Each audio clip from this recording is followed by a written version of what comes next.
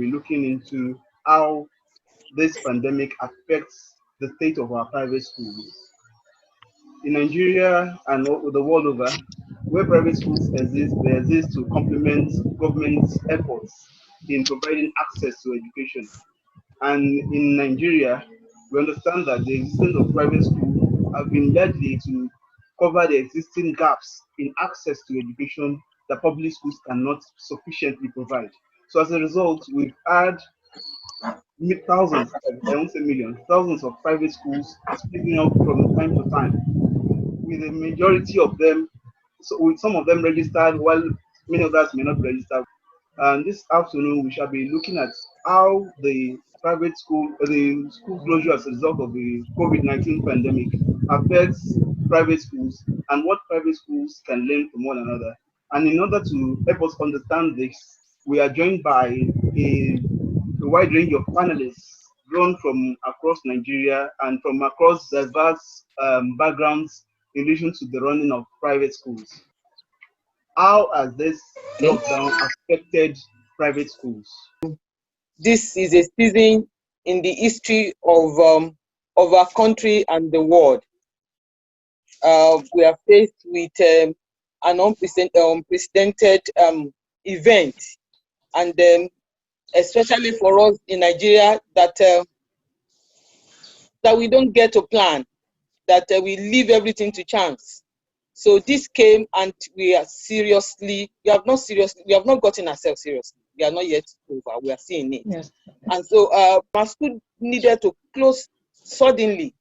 So many schools have not written their exams, and the children couldn't even go home with their books. So a lot of things, are on. Some have not even written exams. Some have written exams. Some are waiting. A lot of our private schools are trying to wait a bit so that parents can pay, the balance of their school fees. Some have not even paid the second time at all. So a lot of these things were on, and it happened, and we are thrown into the water like a sea. As I was getting prepared this morning, a scenario just came to me, like it's like somebody who, okay, there is a serious problem just happened, and the only thing around the person is water, like a sea, and this person does not know how to swim. There is no other place to go than to, is either you wait there and die, or you just swim, and this person just launched inside the water and trying to gain balance. And so this is what we are doing. We're just trying to get here and look for balance. But thank God for a number of the schools who have been able to come out with something to as a stopgap. I'm looking at the way it has actually, it's a blow on all educational setting in Nigeria. It's not something we're expecting. Like she rightly said, we are struggling to get out of it. My point is, this situation had actually helped in redefining the way we see things, the way we see education. It has helped redefining us, the way we see educating the mind, the way we see meeting people. It has actually created a very big shift from the normal to the, will I call it abnormal? No. Okay. Normal. So we never imagined this. It's not something we are expecting. So now everybody is looking at scaling up. Everybody is looking at what can we do to remain relevant. Everybody is looking at what can we do to remain in education. Everybody is going online. Some people that cannot even do anything online, they've started getting trained on how to do things without seeing each other physically. So it's something that has actually hit on us. Well, when you look at private schools, I think those who have spoken on the side of those private schools that are high fee charging schools, who were before now on the internet. They have all the gadgets that they require to do whatever work they need to do. But for some other smaller schools, this lockdown may permanently change the way and manner we do our things. Everybody who is a stakeholder, the parents, the teachers, the government, the society at large, everybody who is on the board we try very hard to change permanently the way we have always done things. It is true that private schools are profit-oriented, and this lockdown will be a very big deterrent, will affect their profit, and it will affect their operations. It means that if you are talking about physical spacing, those who do not have large classrooms will be affected. So they have something to think about.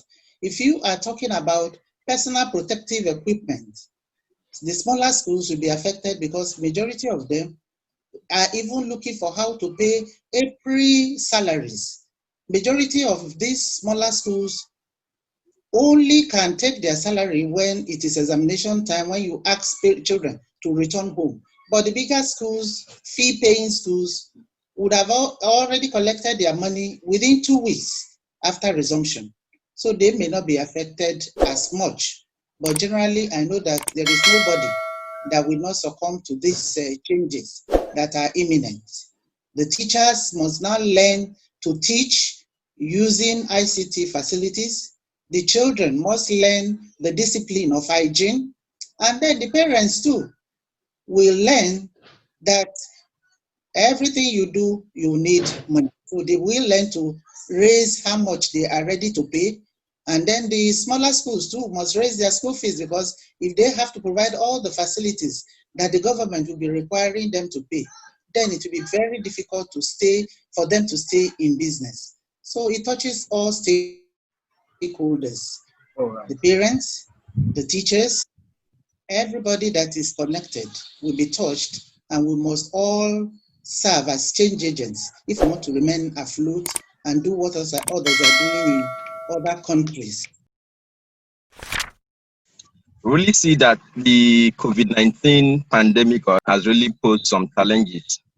There were some things we were not really doing well, and they really see that with coming of this pandemic, it's also saying that there are some things we have been lagging behind, and they really need to move forward to put some things in place. We will look at the education sector, or the private sector in particular.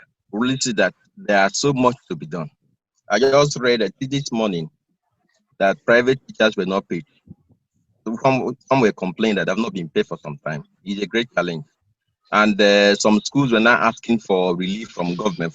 That's a real challenge. Even the children, we really see that the way the children have been learning all this while, they actually posed a great challenge. Now, I think it's time for us to wake up and really do what we should do.